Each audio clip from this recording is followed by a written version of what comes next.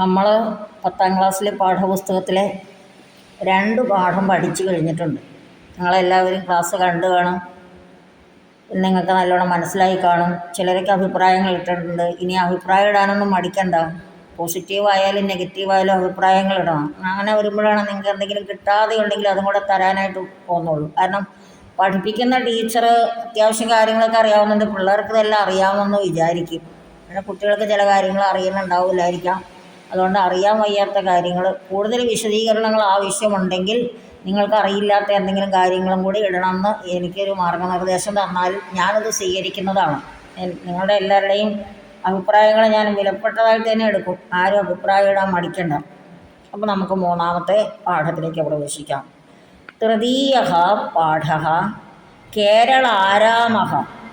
കേരളമാകുന്ന പൂന്തോപ്പ്, ആരാമഃ പൂന്തോട്ടം, പുഷ്പവാടി, എല്ലാവർക്കും അർത്ഥം അറിയാം. അതിലെ പാഠത്തിലേക്ക് പ്രവേശിക്കുന്നതിന് മുമ്പ് കുറച്ച് കാര്യങ്ങൾ നമുക്ക് നോക്കാം. പാഠപ്രവേശം എന്നുള്ളിടത്ത് നോക്കാം. ഔഷധമിതി യഥാ ശ്രൂയതേ തഥാ ഔഷധസസ്യാനാം ചിത്രമേവ മനസ്സി പ്രഥമം ആഗച്ഛതി. ഔഷധം ഇതി യഥാ ശ്രൂയത, എപ്പോഴാണോ നമ്മൾ ഔഷധം, മരുന്ന് എന്ന് നമ്മൾ ആ വാക്ക് നമ്മൾ കേൾക്കുന്നത്, തഥാ അപ്പോൾ തന്നെ ഔഷധസസ്യാനാം ചിത്രമേവ, ഔഷധസസ്യങ്ങളുടെ ചിത്രം തന്നെ മനസ്സിലേക്ക്. മനസ്സി എന്നുള്ളത് മനഃശബ്ദത്തിൻ്റെ സപ്തമി ഏകവചനമാണ്. എപ്പോഴും നമുക്ക് പ്രയോഗിക്കേണ്ടി വരുന്ന ഒരു വാക്കാണ് ഈ മനഃശബ്ദത്തിൻ്റെ പല രൂപങ്ങളും. മനസാ വാചാ കർമ്മണ എന്നൊക്കെ നമ്മൾ പറയുന്നിടത്തൊക്കെ. അതുപോലെ ഇത് മനഃശബ്ദത്തിൻ്റെ സപ്തമി ഏകവചനമാണ്. മനഃശബ്ദം നിങ്ങൾ ഒന്ന് കാണാതെ പഠിച്ചിരുന്നാൽ നിങ്ങൾക്ക് വളരെ നന്നായിരിക്കും. നിങ്ങൾ ആരെങ്കിലും ആവശ്യപ്പെട്ടാൽ ഞാൻ എഴുതി അയച്ചു തരുന്നതാണ്.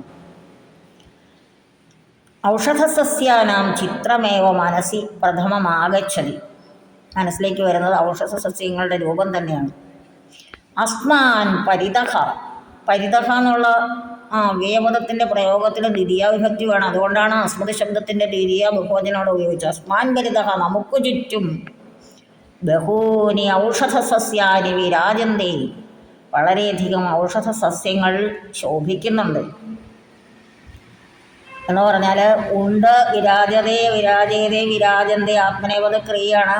ഞാൻ മുമ്പ് പറഞ്ഞു തന്നിട്ട് വിരാജത എന്ന് പറഞ്ഞാൽ ഉണ്ടെന്നും ശോഭിക്കുന്നു എന്നും 2 അർത്ഥമാണ്. തേഷു അവയിൽ, അവയിൽ എന്ന് പറഞ്ഞാൽ ഔഷധസസ്യേഷു നിംബഃ. നിംബഃ എന്ന് പറഞ്ഞാൽ വേപ്പാണ്.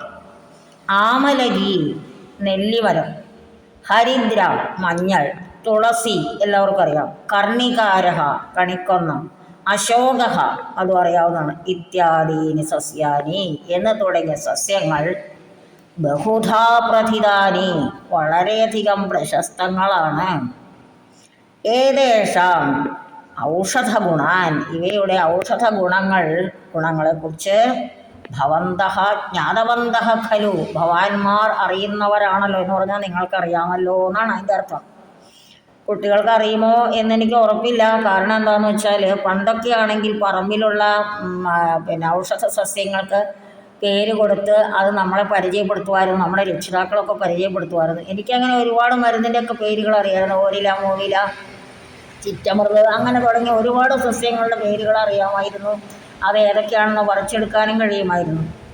അപ്പം നിങ്ങൾക്ക് ഇപ്പോഴത്തെ കാലഘട്ടത്തിൽ അത് അറിയുമോ എന്നറിയില്ല. കാരണം ചിലപ്പോൾ നിങ്ങളെ രക്ഷിതാക്കൾക്ക് തന്നെ അത് അറിയണ്ടോ എന്നറിയില്ല.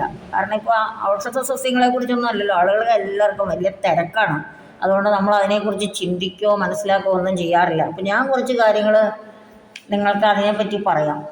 പ്രകൃതിയിലെ ഔഷധ സമ്പത്തിനെക്കുറിച്ച് പറയുകയാണെങ്കിൽ നാസ്തി സസ്യം അനൗഷധം എന്നാണ് വൈദ്യശാസ്ത്രം പറയുന്നത്. ഇത് പാഠപുസ്തകത്തിലുള്ള കാര്യമല്ല, എനിക്കറിയാവുന്ന ചില കാര്യങ്ങൾക്ക് നിങ്ങൾക്ക് പറഞ്ഞു തരണം. നാസ്തി സസ്യം അനൗഷധം എന്നാണ് വൈദ്യശാസ്ത്രം പറയുന്നത്. പണ്ട് ചരകൻ, ശുശ്രുതൻ മുതലായ ആചാര്യന്മാർ, ചികിത്സകരായിട്ടുള്ള വൈദ്യശാസ്ത്രജ്ഞന്മാരായ ആചാര്യന്മാർ വിദ്യാർത്ഥികളെ പഠിപ്പിച്ചു കഴിഞ്ഞ് വൈദ്യശാസ്ത്രം മുഴുവൻ പഠിപ്പിച്ചു കഴിയുമ്പോൾ അവരുടെ അറിവിനെ പരീക്ഷിക്കാനായിട്ട് അവരെ ഒരു 3 കിലോമീറ്റർ ദൂരം പോയിട്ട് ഔഷധമല്ലാത്തൊരു സസ്യം കൊണ്ടുവരാൻ പറഞ്ഞയക്കുന്ന ഒരു കാര്യം ഉണ്ടായിട്ടുണ്ട്. അങ്ങനെ പറഞ്ഞയച്ചിട്ട് ഒരുപാട് സഞ്ചരിച്ചിട്ടും ഈ ശിഷ്യന്മാർക്കൊന്നും ഔഷധമല്ലാത്തൊരു സസ്യം കൊണ്ടുവരാൻ പറ്റിയില്ല. ഒരാ നിരാശരായി മടങ്ങി വന്നു. അപ്പോൾ അവിടെ ആചാര്യൻ അവരോട് പറഞ്ഞു, നാസ്തി സസ്യം അനൗഷധം, ഔഷധമല്ലാത്ത ഒരു സസ്യമില്ല എന്നാ. അങ്ങനെ വൈദ്യശാസ്ത്രത്തിൽ അങ്ങനെയാണ് പറയുന്നത്. ഔഷധമല്ലാത്ത ഒരു സസ്യവും ഭൂമിയിലില്ല എന്നാണ് ഈ നാസ്തി സസ്യം അനൗഷധം എന്ന് പറയുന്ന ആ ഒരു വാചകത്തിൻ്റെ അർത്ഥം. നമ്മുടെ മുറ്റത്തും പറമ്പിലും സുലഭമായി കാണുന്ന പല ചെടികളും, എന്തിനധികം കറുക മുതൽ വൻ വൃക്ഷങ്ങൾ വരെ എല്ലാം ഔഷധ സസ്യങ്ങളാണ്.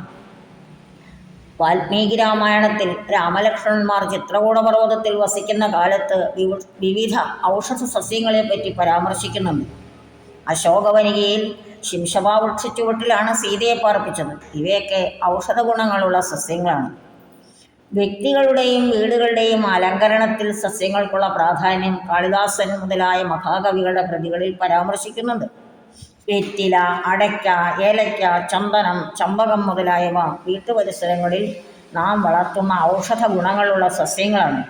തുളസിയും താമരയും കൂവളവുമെല്ലാം വിശുദ്ധിയുടെ പരിവേഷമുള്ള ഔഷധ സസ്യങ്ങളാണ്. ഇങ്ങനെ നിങ്ങളുടെ ചുറ്റുപാടുമുള്ള സസ്യങ്ങളെക്കുറിച്ചെങ്കിലും നിങ്ങൾക്കൊരു സാമാന്യ ജ്ഞാനം ഉണ്ടായിരിക്കുന്നത് നല്ലതാണ്. അപ്പോൾ നമുക്ക് പാഠപുസ്തകത്തിലേക്ക് വരാം.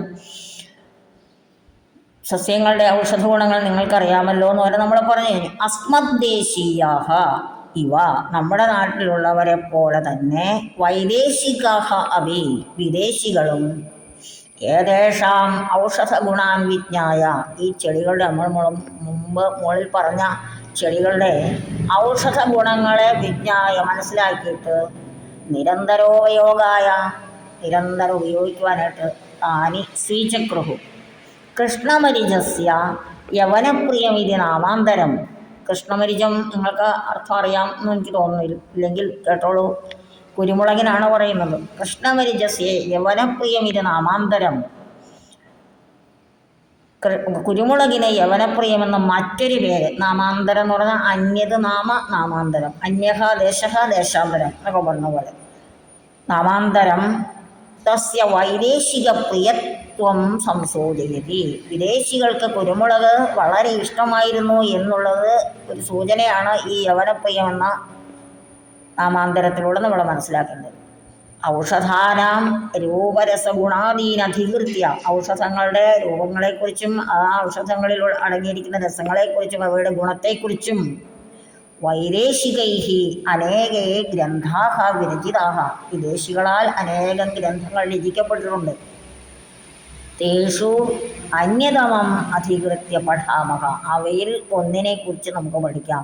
ബഹുഷു ഏകമാണ് ഈ അന്യതമം എന്ന് പറയുന്നത്. അനേകം എണ്ണത്തിൽ ഒരെണ്ണത്തെക്കുറിച്ച് പറയുന്നിടത്താണ് നമ്മൾ അന്യതമം എന്ന് ഉപയോഗിക്കുന്നത്. തേഷു അന്യതമം അധികൃത്യ പഠാമഹ, അങ്ങനെയുള്ള ഗ്രന്ഥങ്ങളിൽ, വൈദേശികർ രചിച്ചിട്ടുള്ള ഗ്രന്ഥങ്ങളിൽ ഒന്നിനെക്കുറിച്ച് നമുക്കിപ്പോൾ പഠിക്കാം എന്നാണ്. വൈദിക കാലാദാരഭ്യാം ഔഷധസസ്യാനാം രസഗുണാദിവൈശിഷ്ട്യം അധികൃത്യ അസ്മദ് പൂർവികാഹ ജ്ഞാനം സമ്പാദിതവന്തഃ. വൈദികകാലം മുതൽ തന്നെ, വൈദികകാലം മുതൽക്ക് തന്നെ ഔഷധസസ്യാനാം രസഗുണാദിവൈശിഷ്ട്യം, ഔഷധഗുണങ്ങളുടെ രസവും അവയുടെ ഗുണവും തുടങ്ങിയ അവയുടെ വിശിഷ്ടതകളെക്കുറിച്ച്, വൈശിഷ്ട്യത്തെക്കുറിച്ച് അസ്മദ് പൂർവികാഹ, നമ്മുടെ പൂർവികർ ജ്ഞാനം സമ്പാദിതവന്തഃ, ജ്ഞാനം സമ്പാദിച്ചവരായിരുന്നു. സമ്പാദിതവാൻ, സമ്പാദിതവന്തൗ, സമ്പാദിതവന്തഃ കൃതവധു പ്രത്യാന്തമായ പദത്തിൻ്റെ ബഹുവചനമാണ് സമ്പാദിച്ചവർ. അപ്പോൾ ഈ ക്രൗദ പ്രത്യാന്തമായിട്ടുള്ള പദം ഉപയോഗിക്കുമ്പോൾ അവിടെ ഒരു പൂർണ്ണക്രിയയും കൂടെ ഉപയോഗിക്കേണ്ടതാണ്. ജ്ഞാനം സമ്പാദിതവന്തഃ ആസൻ എന്ന്, നേടിയിരുന്നവരായിരുന്നു എന്ന് പറയുന്ന ഒരു ആസൻ കൂടി നമുക്കവിടെ ചേർത്താലാണ് അത് പൂർണ്ണമാവുക. പക്ഷേ ഭാഷാപ്രയോഗത്തിൻ്റെ ലാളിത്യത്തിന് വേണ്ടി ആ ക്രിയാപദം അവിടെ ചേർത്തില്ല എന്നേ ഉള്ളൂ. ജ്ഞാനം സമ്പാദിതവന്തഃ എന്ന് പറഞ്ഞാൽ തന്നെ അർത്ഥം കിട്ടും, ജ്ഞാനം നേടിയവരായിരുന്നു. വനേചര ഗോപാലകാദ്യാഹ, വനേചരന്മാർ, വനത്തിൽ താമസിക്കുന്നവരെ കാട്ടാളന്മാരെന്നൊക്കെ അർത്ഥം എടുക്കാം നമ്മൾ. പിന്നെ ഗോപാലകാഹ, ഈ കന്നുകാലികളെ മേയിച്ച് വനത്തിലൊക്കെ തീറ്റാനൊക്കെ കൊണ്ടു നടക്കുന്ന അവരാണ് ഗോപാലകന്മാർ തുടങ്ങിയവർ എന്നാണ് ആദ്യാഹ എന്നുള്ളതിനർത്ഥം. വനേചര ഗോപാലകാദ്യാഹ ജനാഹ, കാട്ടുജാതിക്കാർ പശുക്കളെയും മറ്റും പിന്നെ വളർത്തുമൃഗങ്ങളെയൊക്കെ മേയിച്ചു നടക്കുന്ന ആളുകൾ, അങ്ങനെയുള്ള ജനാഹ, അങ്ങനെയുള്ള ആളുകൾ ഏവാ അവർക്ക് മാത്രമാണ് ഏതേഷാം നാമഗുണരൂപ വൈശിഷ്ട്യാനി പ്രഥമതയാ ജ്ഞാതവന്തഃ.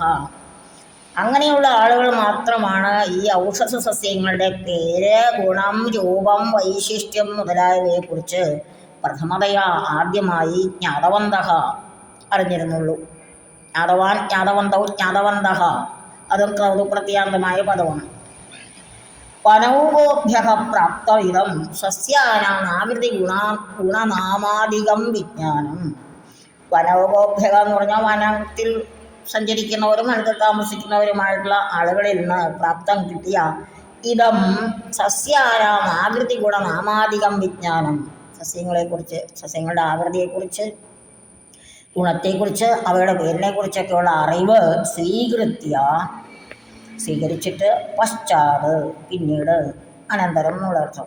ശാസ്ത്രകാരാഹ ശാസ്ത്രകാരന്മാർ, ഇപ്പോൾ ആയുർവേദം ഒരു ശാസ്ത്രമാണല്ലോ. ആയുർവേദം പോലുള്ള ശാസ്ത്രം പ്രചരിപ്പിക്കാൻ ഇഷ്ടപ്പെടുന്ന ആളുകൾ സംസ്കൃത്യ അതിനെ ഒന്നുകൂടി സംസ്കരിച്ച്, അതായത് ഒന്നുകൂടി നന്നാക്കിയിട്ട് ശാസ്ത്രാന്തരേഷു പ്രദർശയന്തി സ്മ, മറ്റ് ശാസ്ത്രങ്ങളിലും കാണിച്ചു തന്നു. അതായത് ഇപ്പോൾ ആയുർവേദ ശാസ്ത്രത്തിലൊക്കെ നമുക്ക് നമ്മുടെ ആയുർവേദ ആചാര്യന്മാർ നമുക്ക് കാണിച്ചു തന്നിട്ടുള്ള ഈ സസ്യങ്ങളുടെ പേരും ഗുണവും അവയുടെ ആകൃതിയും മുതലായിട്ടുള്ള വൈശിഷ്ട്യങ്ങളൊക്കെ അവർ ആദ്യമായിട്ട് അറിഞ്ഞത് വനേജനന്മാരിൽ നിന്നും ഗോപാലകന്മാരിൽ നിന്നുമാണെന്നാണ് ഇതിൽ നിന്ന് മനസ്സിലാക്കുന്നത്.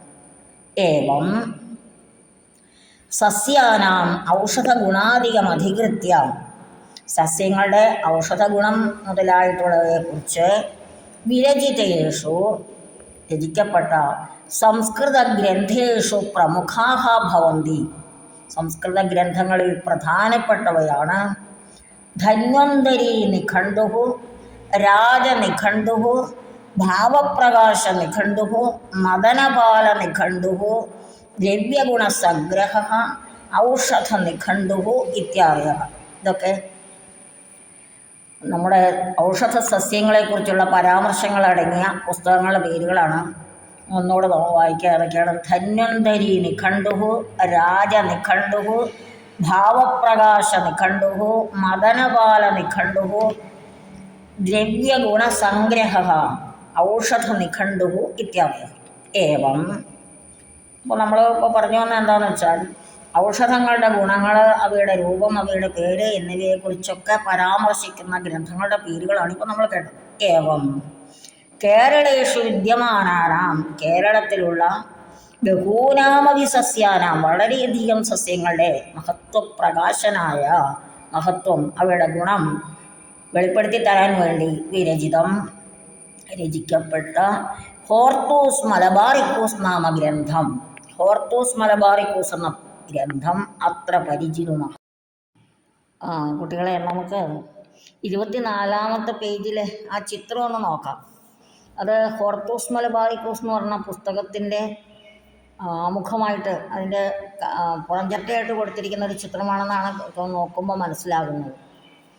ഭോ അനുവാചകാഹ, അല്ലയോ വായനക്കാരെ, ഇതാനീം ഭവതാം ഹസ്തേഷു, ഇപ്പോൾ നിങ്ങളുടെ കയ്യിൽ വിശിഷ്ട കശ്ചിത് ഗ്രന്ഥ വിരാജതേ, ഒരു വിശിഷ്ടമായ ഗ്രന്ഥമാണുള്ളത്.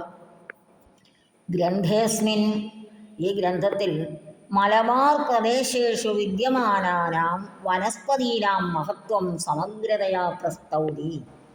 മലബാർ പ്രദേശത്തുള്ള വനസ്പതികളുടെ, വനസ്പതി എന്ന് പറഞ്ഞാൽ വനത്തിലെ വലിയ വലിയ വൃക്ഷങ്ങൾക്കാണ് വനസ്പതി എന്ന് സാധാരണ പറയാറുള്ളത്. ഇവിടെ ഔഷധ സസ്യങ്ങളെന്ന് നമുക്ക് അർത്ഥം എടുക്കാം.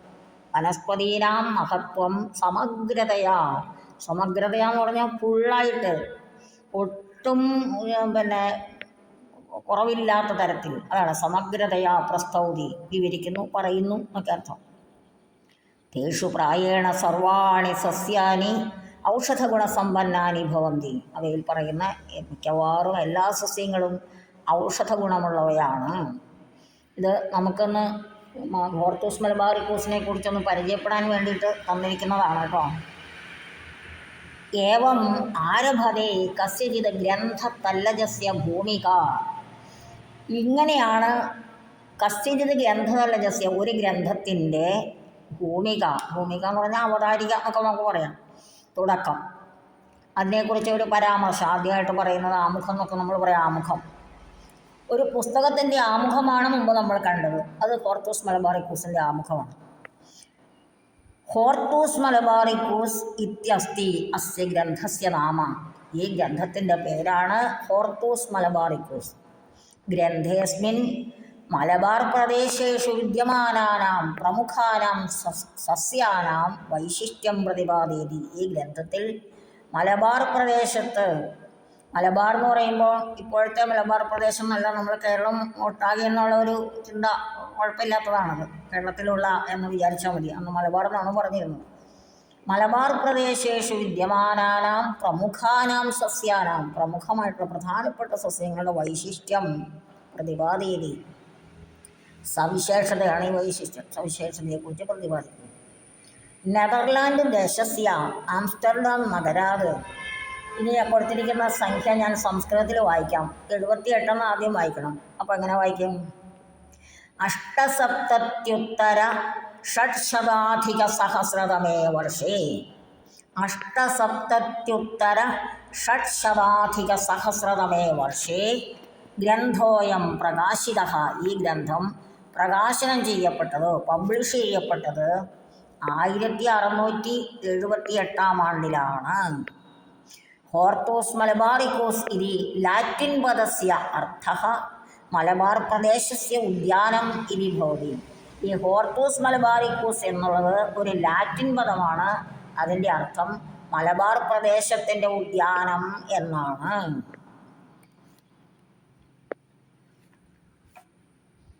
പ്രഖ്യാതസ്യ ഡച്ച് സൈനികസ്യ ഹെൻറിക് വാൻ റീഡ് മഹാഭാഗസ്യ ഇച്ഛാശക്തേഃ സത്ഫലമേവ ഹോർത്തൂസ് മലബാറിക്കൂസ്.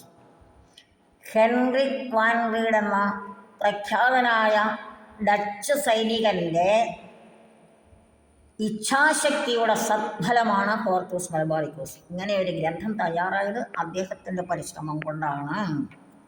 കേരളേഷു ഉപലബ്ധാനാം, കേരളത്തിൽ നമുക്ക്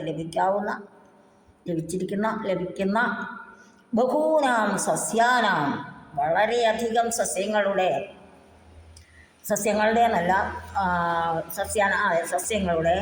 ഔഷധ ഗുണങ്ങളെക്കുറിച്ച് സഹ സ്വ അനുഭവേന ദൃഷ്ടാന്തേന ജ്ഞാതവാൻ, അദ്ദേഹം സ്വന്തം അനുഭവം കൊണ്ടും ദൃഷ്ടാന്തങ്ങളിലൂടെയും മനസ്സിലാക്കി. മറ്റുള്ളവർ പറഞ്ഞ കാര്യങ്ങളിലൂടെയും അതുപോലെ സ്വന്തമായിട്ട് അതിനെ ആ സസ്യങ്ങളുടെ എല്ലാം ഔഷധ ഗുണം ഒന്ന് പരീക്ഷിച്ചൊക്കെ നോക്കി അങ്ങനെ മനസ്സിലാക്കിയ ആളായിരുന്നു അദ്ദേഹം. സഹ തേഷാം സമസ്തമപി ചരിത്രം ഗുണം ച. അവിടെ തേഷാം എന്ന് പറഞ്ഞാൽ ഔഷധ സസ്യങ്ങളുടെ സമസ്തമപി ചരിത്രം, അവയുടെ ആ സസ്യങ്ങൾ എങ്ങനെ ഉണ്ടായി, എവിടെ നിന്നുണ്ടായി എന്നുള്ള ചരിത്രവും, ഗുണം ച ആ സസ്യങ്ങളുടെ ഗുണവും, സ്വകീയാൻ ജനാൻ ഉദ്ബോധയിതും തൻ്റെ ജനങ്ങളെ ഉദ്ബോധിപ്പിക്കാൻ, അറിയിച്ചു കൊടുക്കാൻ അഭിലഷതി സ്മ ആഗ്രഹിച്ചു. സ്മ ചേർത്താൽ ഭൂതകാലാർത്ഥം കിട്ടുമെന്ന് കുട്ടികൾക്കറിയാം. തദർത്ഥം സഹ കേഷാഞ്ചന കേരളീയാനാം പണ്ഡിതാനാം സഹായേന.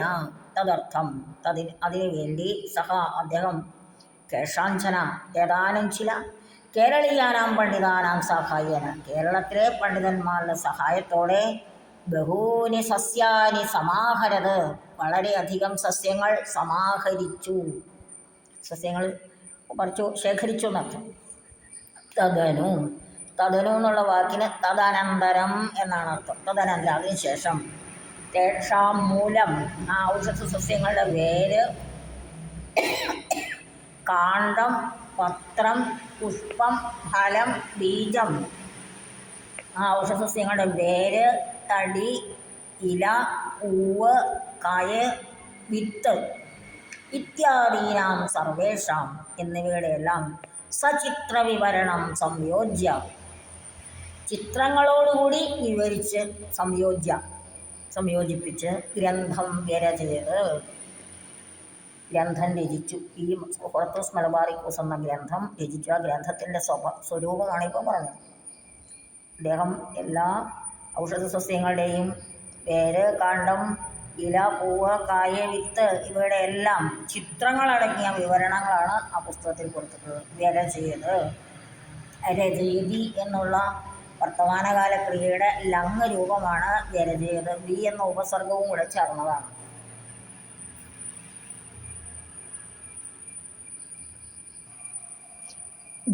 ഏവം ഗ്രന്ഥരചനായൈ സാഹായ്യം പ്രദത്തേഷു കേരളീയ പണ്ഡിതേഷു പ്രമുഖോസ്തി ഇട്ടി അച്യുതൻ മഹാഭാഗഃ. ഇപ്രകാരം ഗ്രന്ഥരചനയ്ക്ക് സഹായം ചെയ്തവരായ, സഹായം പ്രദത്തേഷു നൽകിയവരായ കേരളീയ പണ്ഡിതേഷു കേരളത്തിലെ പണ്ഡിതന്മാരിൽ, വൈദ്യശാസ്ത്ര പണ്ഡിതന്മാരിൽ പ്രമുഖോസ്തി ഇട്ടി അച്യുതൻ മഹാഭാഗഃ. പ്രമുഖനാണ് ഇട്ടി അച്യുതൻ എന്ന മഹാശയൻ. എന്ന് പറഞ്ഞാൽ ഇട്ടി അച്യുതൻ ആ പ്രാചീന കാലഘട്ടത്തിലെ കേരളത്തിലെ ഏറ്റവും നല്ല ചികിത്സാ ശാസ്ത്രജ്ഞാനിയായിരുന്നു. ഇട്ടി വൈദ്യൻ എന്നാണ് അറിയപ്പെട്ടിരുന്നത്. അച്യുതൻ എന്നുള്ളത് അദ്ദേഹത്തിൻ്റെ ശരിയായ പേരാണ്. ഇട്ടി വൈദ്യൻ എന്നാണ് അദ്ദേഹം അറിയപ്പെട്ടിരുന്നത്. അത് ഇട്ടി വൈദ്യൻ എന്നാണ് അറിയപ്പെട്ടിരുന്നതെന്ന് എൻ്റെ ഒരു വിദ്യാർത്ഥിനി ഇപ്പോൾ ആയുർവേദ ഡോക്ടറാണ്. ആ ഡോക്ടറാണ് എന്നോട് പറഞ്ഞു തന്നത്. ഞാൻ ഈ പാഠം വായിച്ചപ്പോൾ നിങ്ങൾക്ക് പഠിപ്പിച്ചു തരാൻ വേണ്ടി വായിച്ച സമയത്ത് ആയുർവേദ ഡോക്ടറായ എൻ്റെ വിദ്യാർത്ഥിനിയുമായിട്ട് സംസാരിക്കുകയുണ്ടായി. കാരണം അവരിൽ നിന്നും കൂടി എന്തെങ്കിലും അറിവ് കിട്ടിയാൽ നിങ്ങൾക്ക് പറഞ്ഞു തരാമല്ലോ എന്ന് വിചാരിച്ചു. ആ കുട്ടി അസലായിട്ട് ആയുർവേദം പഠിച്ചിട്ടുള്ള കുട്ടിയാണ്. ആ കുട്ടി പല കാര്യങ്ങളും ഇതിനെക്കുറിച്ച് പറഞ്ഞു. ഇട്ടി അച്യുതൻ കൊല്ലാട്ടു വൈദ്യൻ ഇതി പ്രഖ്യാതഃ സഹ വൈദ്യഃ. അപ്പോൾ ഈ കൊല്ലാട്ടു വൈദ്യനെക്കുറിച്ച് അറിയാമോ എന്ന് ഞാൻ ആ കുട്ടിയോട് ചോദിച്ചപ്പോൾ ആ കുട്ടി പറഞ്ഞു, ആ കുട്ടിയല്ല കേട്ടോ, ആ ഡോക്ടർ, എൻ്റെ സ്റ്റുഡൻ്റ് ആയതുകൊണ്ട് ഞാൻ ആ കുട്ടി എന്ന് പറഞ്ഞാണ്. ആ ഡോക്ടർ എന്നോട് പറഞ്ഞത് കൊല്ലാട്ടു വൈദ്യൻ എന്നല്ല, ഞങ്ങൾ പഠിച്ച സമയത്ത് ഇട്ടി വൈദ്യൻ എന്ന് മാത്രമേ പഠിച്ചിട്ടുള്ളൂ എന്ന് പറഞ്ഞു. അപ്പോൾ കൊല്ലാട്ടു വൈദ്യൻ ഇതി പ്രഖ്യാതഃ സഹ വൈദ്യഃ. കൊല്ലാട്ടു വൈദ്യൻ എന്ന പ്രശസ്തനായ ആ വൈദ്യൻ സ്വസ്യ സമസ്തമ വിജ്ഞാനം, തനിക്കറിയാവുന്ന ആയുർവേദവുമായിട്ട് ബന്ധപ്പെട്ട അദ്ദേഹത്തിന് അറിയാമായിരുന്ന അറിവ് മുഴുവനും അസ്യ ഗ്രന്ഥസ്യ രചനായി സമർപ്പയത്, ഈ ഗ്രന്ഥത്തിൻ്റെ രചനയ്ക്കായിട്ട് സമർപ്പിച്ചു. സമാർപ്പയത്, അർപ്പയതി എന്നുള്ളതിൻ്റെ ലങ്ങലകാരമാണ്. സമ എന്ന ഉപസർഗം ചേർന്നിട്ട് അതാണ് സമാർപ്പയത്, സമർപ്പിച്ചു എന്നർത്ഥം. കൊല്ലാട്ടു വൈദ്യകുടുംബസ്യ പാരമ്പര്യ സസ്യവിജ്ഞാനം സമസ്തം. കൊല്ലാട്ട് വൈദ്യൻ എന്ന് പറയുന്ന അദ്ദേഹത്തിൻ്റെ കുടുംബം തന്നെ വൈദ്യ കുടുംബമായിരുന്നു. അവിടെ ധാരാളം പ്രശസ്തരായ വൈദ്യന്മാർ ഉണ്ടായിരുന്നു. അദ്ദേഹത്തിൻ്റെ അച്ഛനോ മുത്തശ്ശനോ ഒക്കെ വൈദ്യന്മാരായിരുന്നിരിക്കണം.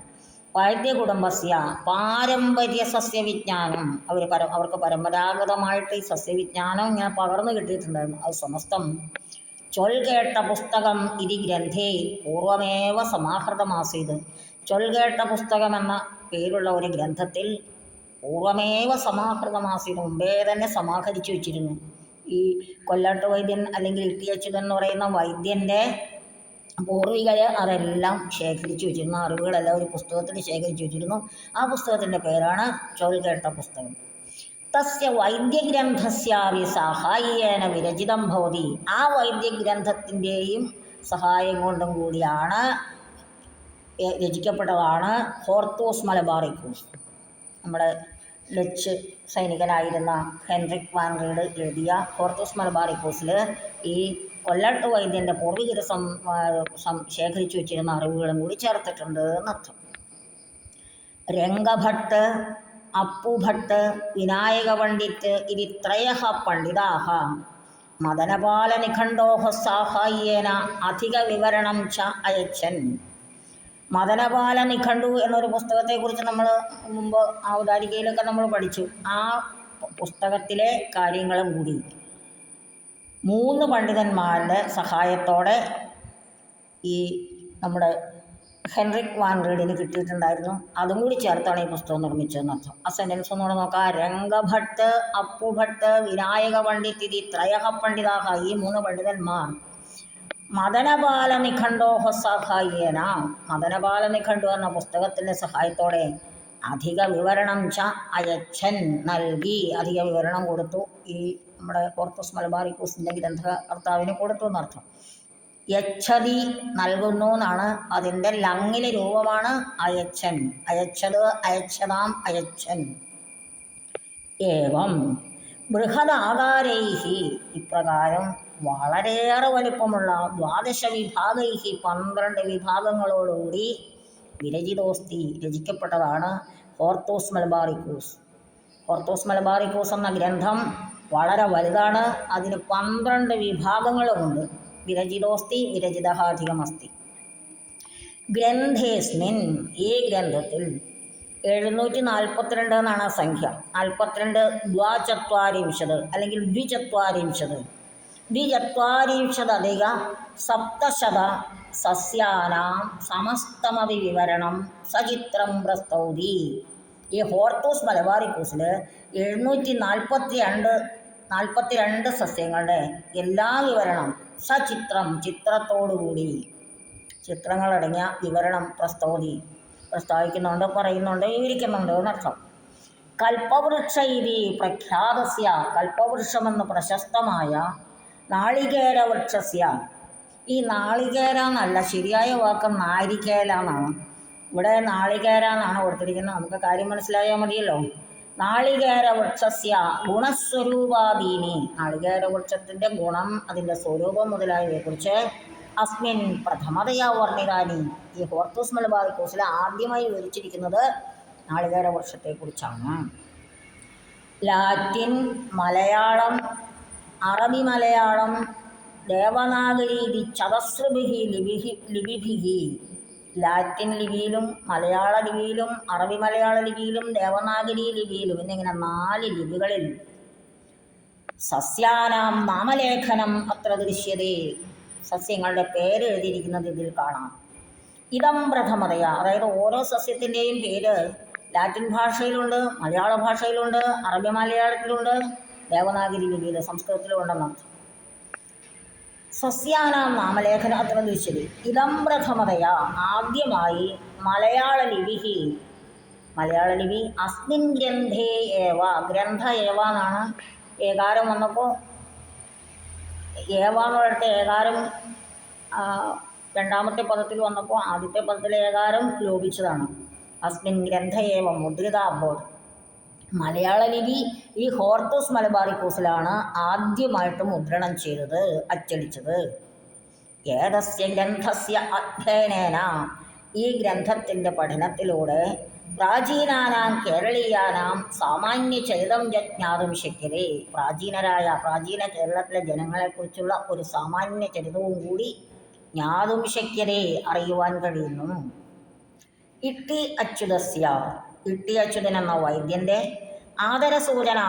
ആദരസൂചനയ്ക്കായി ആഞ്ഞിലി വൃക്ഷസ്യ വംശേ സമുൽപ്പന്നസ്യ ആഞ്ഞിലി വൃക്ഷത്തിൻ്റെ വംശത്തിൽ ഉൽപ്പന്നമായ കസ്യചിത നൂതന സസ്യസ്യ ഒരു പുതിയ സസ്യത്തിന് അച്യുതേമിയ ഇതി നാമകരണം കൃതം. അച്യുതേമിയ എന്ന പേരും കൊടുത്തു. ഇട്ടി അച്യുതൻ എന്ന വൈദ്യനെ ഓർമ്മിക്കുവാൻ വേണ്ടി ആഞ്ഞിലി വൃക്ഷത്തിൻ്റെ തന്നെ വംശത്തിലുണ്ടായ ഒരു പുതിയ സസ്യത്തിന് അച്യുതേമിയ എന്ന് പേര് നൽകി. ആഞ്ഞിലി കുട്ടികൾ കണ്ടിട്ടുണ്ടാവാം, കേട്ടിട്ടുണ്ടാവാം, ആഞ്ഞിലി ചക്ക തിന്നിട്ടുണ്ടാവാം. തിന്നാത്തവർക്ക് ഞാനിപ്പോൾ എങ്ങനെയാണെന്ന് കാണിച്ചു തരിക. വളരെ സ്വാദിഷ്ടമാണ് ആഞ്ഞിലി ചക്ക. ഞാനൊക്കെ ചെറുപ്പകാലത്ത് ധാരാളം കഴിച്ചിട്ടുള്ളതാണ്.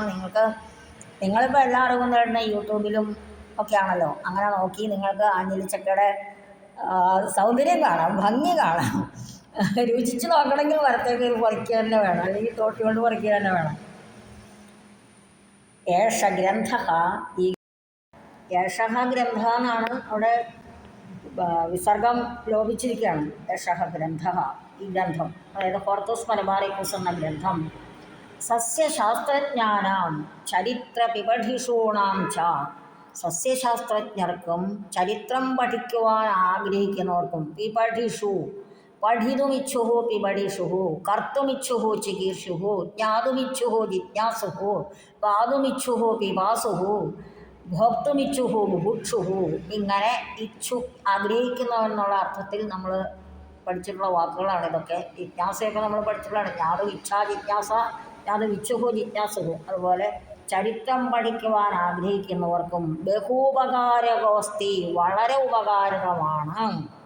അപ്പോൾ വാഴപ്പഴത്തിനൊക്കെ ഔഷധ ഗുണങ്ങളുണ്ടെന്ന് കാണിക്കാനായിട്ട് വാഴയെക്കുറിച്ച് ചിത്രീകരിക്കാൻ വേണ്ടി ആ പുസ്തകത്തിൽ കൊടുത്തുള്ള ചിത്രമാണ് ഇവിടെ കൊടുത്തിരിക്കുന്നത്. അതുപോലെ നാളികേരത്തെക്കുറിച്ച്, അതുപോലെ ചക്കയുടെ ഗുണങ്ങളെക്കുറിച്ചൊക്കെ പറയാൻ വേണ്ടി ഓർത്തൂസ് മലബാറി കോഴ്സിൽ കൊടുത്തുള്ള ചിത്രങ്ങളാണ് നമ്മുടെ പുസ്തകത്തിലും കൊടുത്തിരിക്കുന്നത്.